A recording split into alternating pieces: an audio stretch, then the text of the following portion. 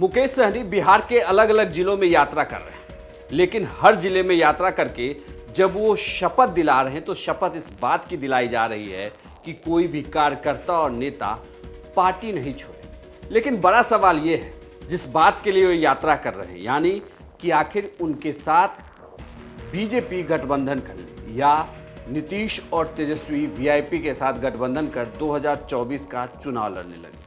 कुल मिलाकर ये कहा जाए तो यह प्रेशर यात्रा है मुकेश सहनी की। नमस्कार, मैं हूं इंद्र मोहन, आप देख रहे हैं बिहार।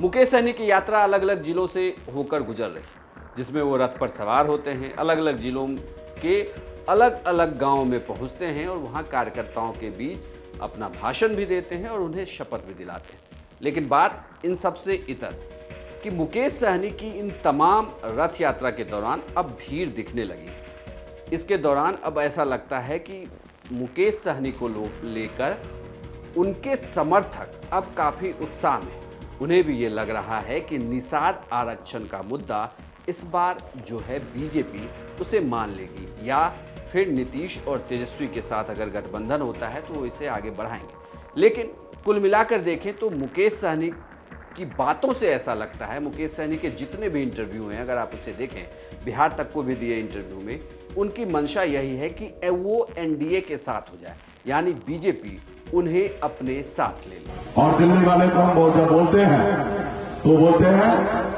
कि नहीं, आप हमारी पहले बात मानिए, और हम कहते हैं कि नहीं, आप मेरी बात मानिए, तो बोलते नहीं, आप मेरी बात मानिए, नहीं बात मानिएगा तो आपका समाज का वोट हम खरीद लेंगे, क्योंकि उसके बाद वोट ऐसा है, इससे पहले भी खरीदा है।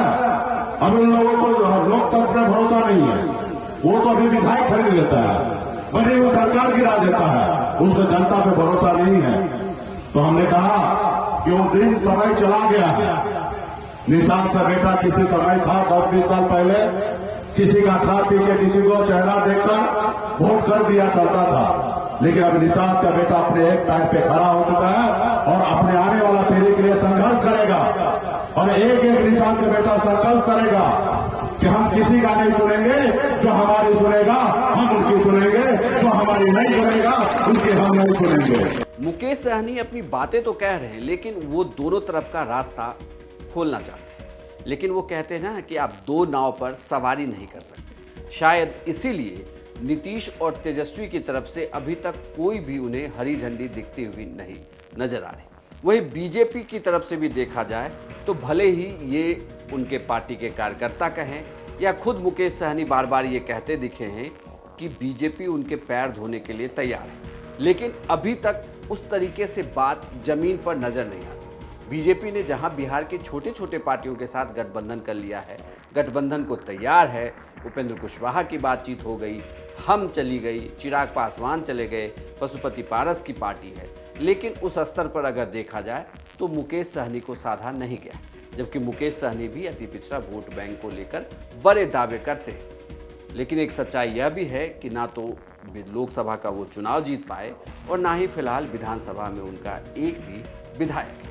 ऐसे में इन तमाम दावों के बीच क्या मुकेश सहनी की बात मोदी तक पहुंचेगी, जिसे लेकर वो बार बार कह रहे हैं कि हम वीडियो प्रधानमंत्री मोदी को भेजेंगे और इस बार बात सीधे मोदी से ही होगी, क्योंकि छोटे नेताओं से बात करने से कोई फायदा होता नहीं, वो कान भरते हैं, जिसकी वजह से पार्टी अच्छा प्रदर्शन नहीं कर पा रही और उनकी जिस जाति की वो राजनीति करते हैं उस जाति की राजनीति में जो निषाद आरक्षण है वो अभी तक उस जाति को वो नहीं दिलवा पाए। आपको यह जानकारी कैसी लगी हमें कमेंट बॉक्स में लिखकर जरूर बताइएगा और बिहार की तमाम खबरों के लिए देखते रहिए सिर्फ बिहार तक।